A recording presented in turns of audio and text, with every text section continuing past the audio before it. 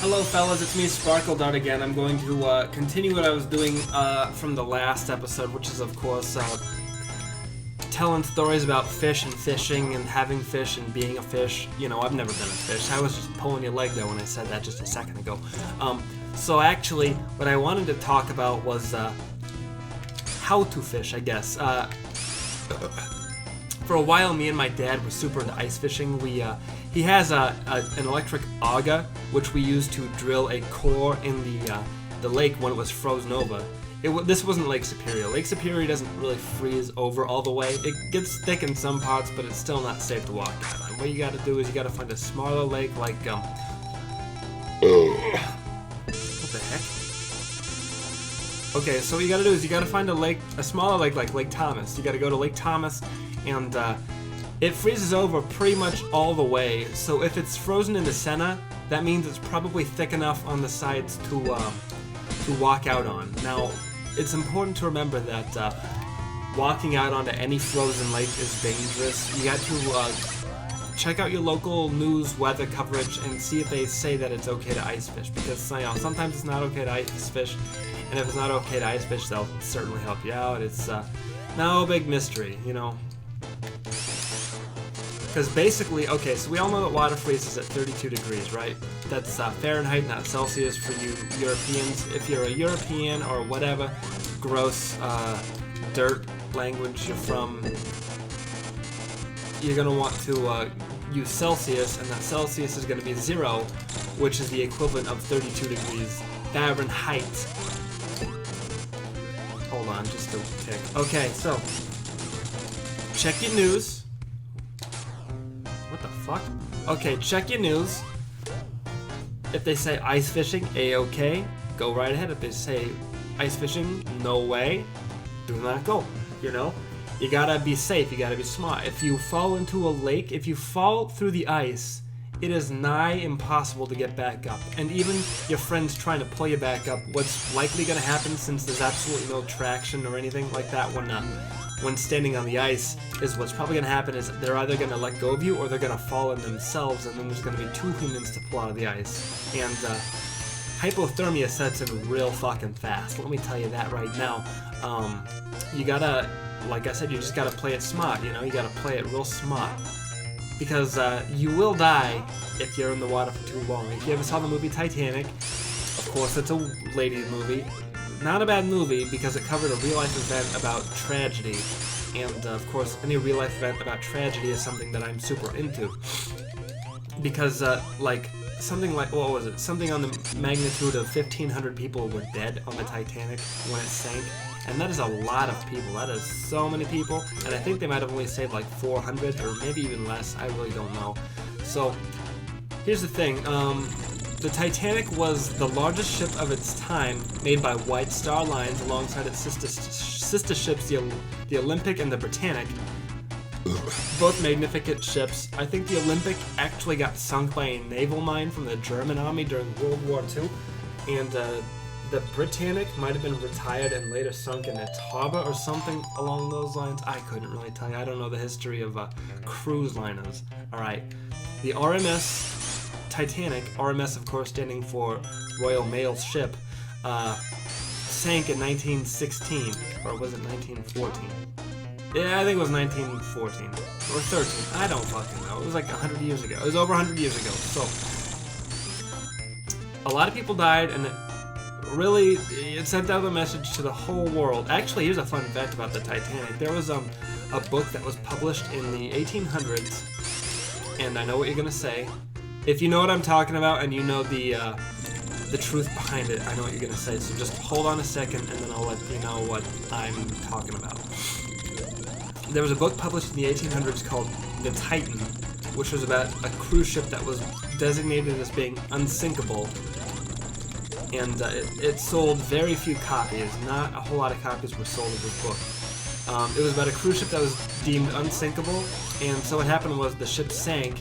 And it sank after like 10 days of voyage in 1914 was the year that the ship sank in the book, or something along those lines.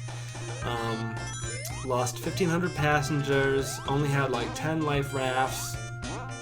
It paralleled the Titanic to a T.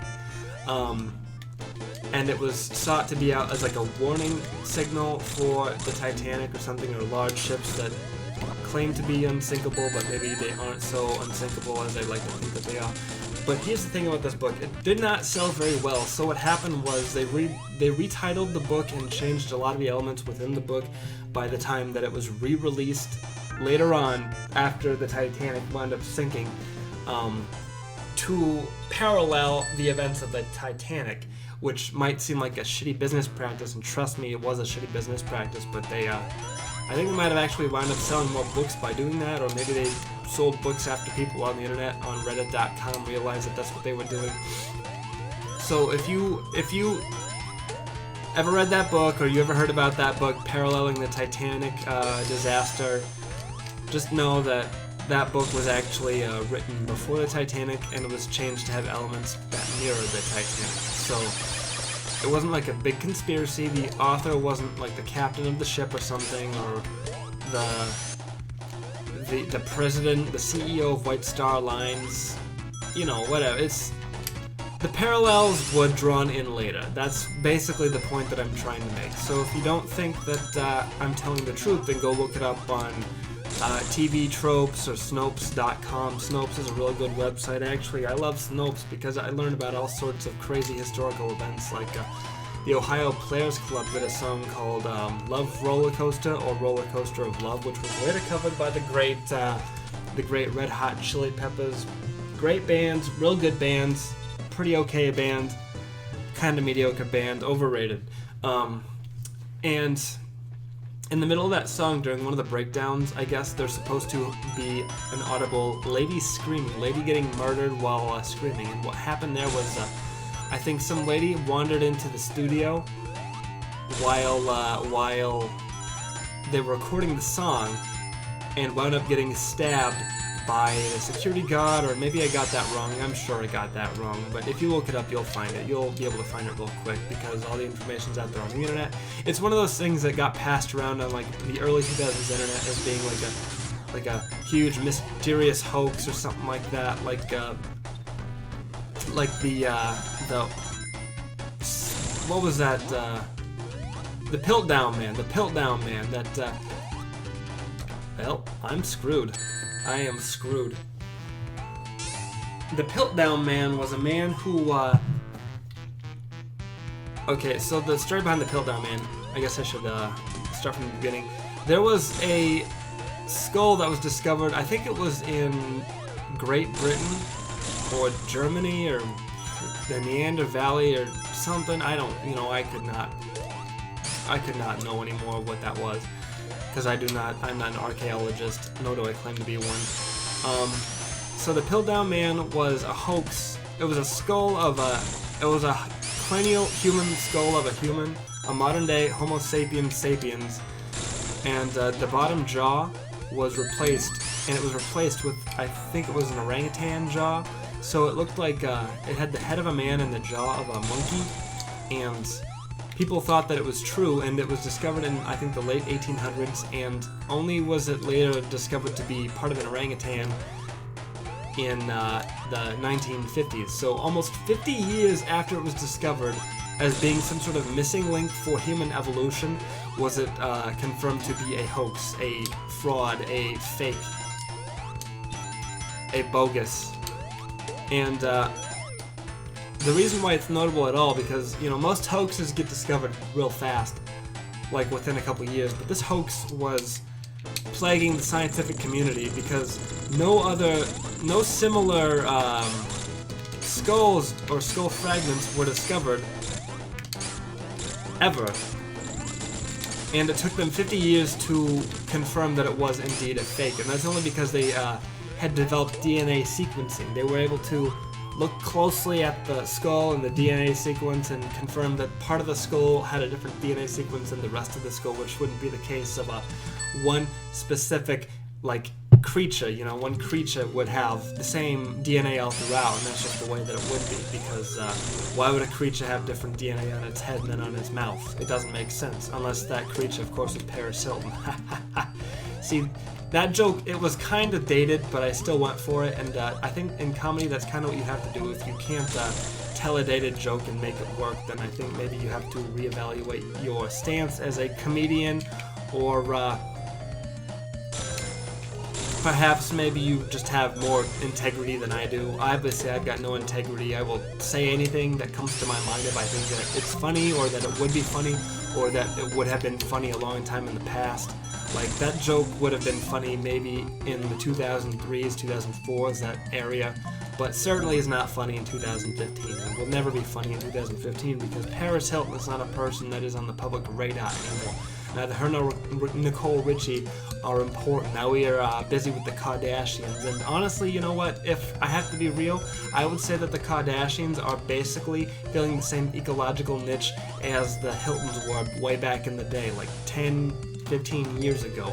And I think that that's true, and of course it's true, because every generation has to have people to hate, and it's really easy to hate people who don't do anything important. Honestly, like Kim Kardashian, okay, what did she do before she was famous? She did nothing. She was the daughter of a man who started a bunch of grocery stores in California, and now she has her own line of cologne because she was a whore on television. And okay, so aspiring actresses or young ladies or just anyone in general, I guess, if you want to be famous, basically, just be a stupid idiot person. That's all you gotta do. Just be a stupid idiot person, and then fame will come to you. And make sure you put yourself on TV or on the internet. The internet's a good source for distribution these days. A lot of people get discovered on the internet. A lot of people make themselves known just by being on the internet. And the internet, you know, notoriety can either be good or bad, and a lot of the time notoriety is bad, because it's a lot harder to become well known for doing something that people like as it is to become known for something that people think that you're crazy for doing. So with that being said, I think I'm going to call this one good. This has been SparkleDart. I'll see you again soon. Goodbye. Mwah.